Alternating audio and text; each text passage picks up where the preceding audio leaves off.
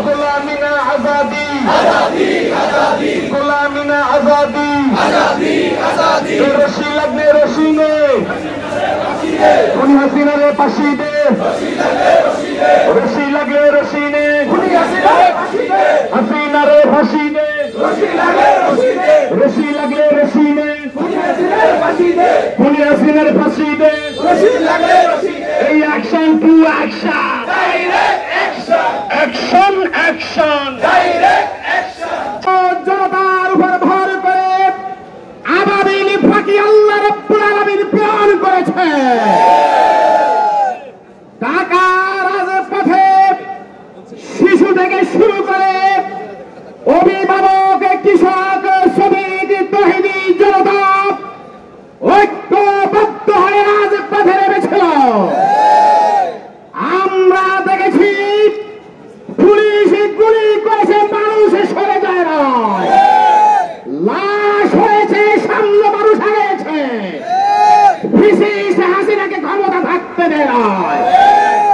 সংগ্রামী তহিদি জনতা, বাংলাদেশের এই জনগণ আন্দোলন করতে জানে।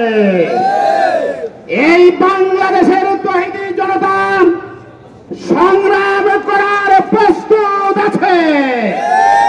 আমি সারা বাংলাদেশে জনগণকে সাথে নিয়ে আমরা দুর্নীতি, শোষণমুক্ত এবং দুর্নীতিমুক্ত একটি বাংলাদেশ উপহার দেওয়ার জন্য আমরা প্রস্তুত আছি ইনশাআল্লাহ।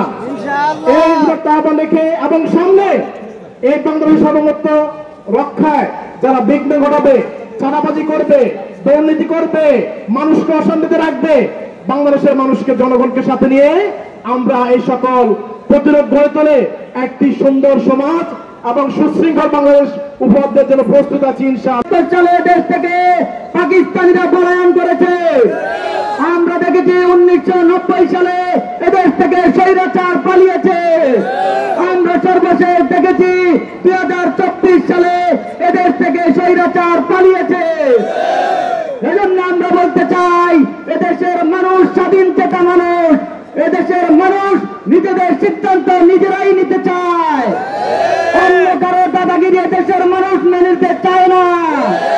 কোন প্রতিবাদ, কোন খুনি, কোন সন্ত্রাসবাদকে দেশের মানুষ পছন্দ করে না।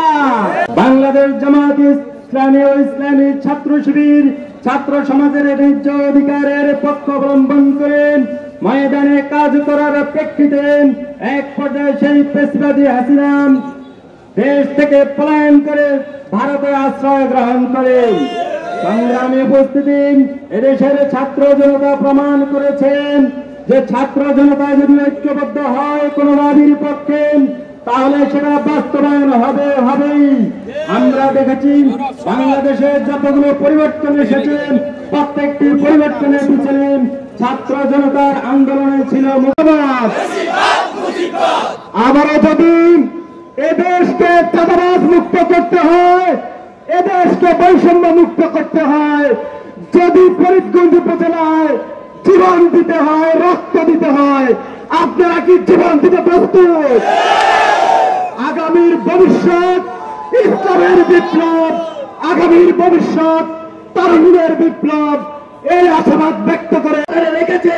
কিন্তু আমরা লুকাই নাই, আমরা এই দেশে ছিলাম, আমাদেরকে আসামি করা হয়েছে। আমরা অপরাধী নই, আমাদেরকে অপরাধী বানানো হয়েছে। আজকে জাতি দেখেছে ক্ষমতা হারানোর পরে, পালিয়ে যাওয়ার পরে 300 সংসদ সদস্য এদেশের সূর্যের আলো থেকে লুকিয়ে গিয়েছে।